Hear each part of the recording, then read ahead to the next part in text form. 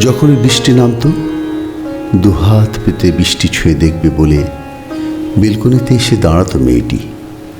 আজলা ভরে বৃষ্টির জল মুখে মাখত, ধুয়ে যেত চোখের কাজল।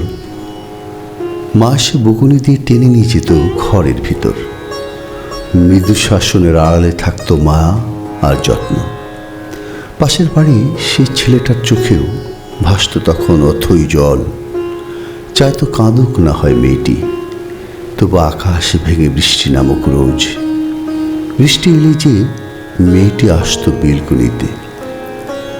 অনেক বছর পর তখনও আষাঢ় নামে, কালো মেঘে ঢেকে যায় আকাশ, গাছের পাতায় টুপটা বৃষ্টি ঝরে।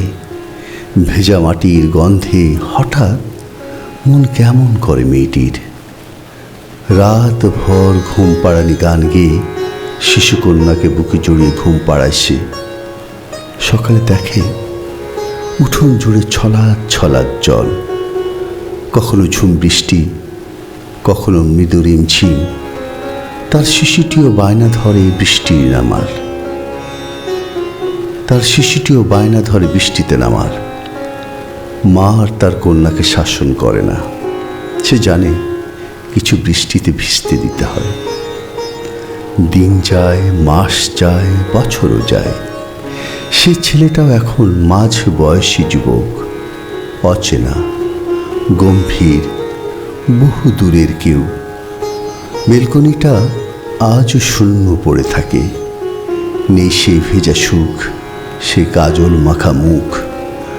বৃষ্টির শব্দে এখনো ছোপ ছোপ করে ছোপ ছোপ করে চারপাশ। কোথাও যেন জমে থাকে এক অদৃশ্য নীরবতা। সন্ধ্যায় ধূপের গন্ধ ভেসে এলে, গোধূলির আকাশ গভীর আঁধারে ডুবে গেলে ছেলেটার ভীষণ একলা লাগে। বেলকনিটায় যেন মেঘ থমথম করে।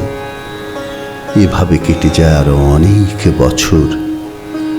একদিন হঠাৎ তুমুল আষাঢ়ে বৃষ্টি ভেজা বিকেলে ছেলেটি দেখে বেলকনিতে দাঁড়িয়ে আছে মেয়েটি।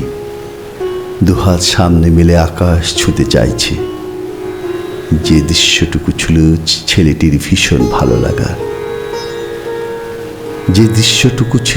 ছেলেটির ভীষণ ভালো লাগার, সেটি আজ তারই চোখের সামনে আবার এতকাল পর। এমনও দিনে তারে বলা যায়, বলবে কি তার সব কথা আজ বৃষ্টি, স্মৃতি আর ভালো লাগার না বলা কথাগুলো বলবে নাকি বলবে না।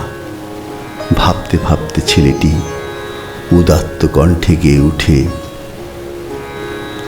মেঘ থম থম করে, কেউ নেই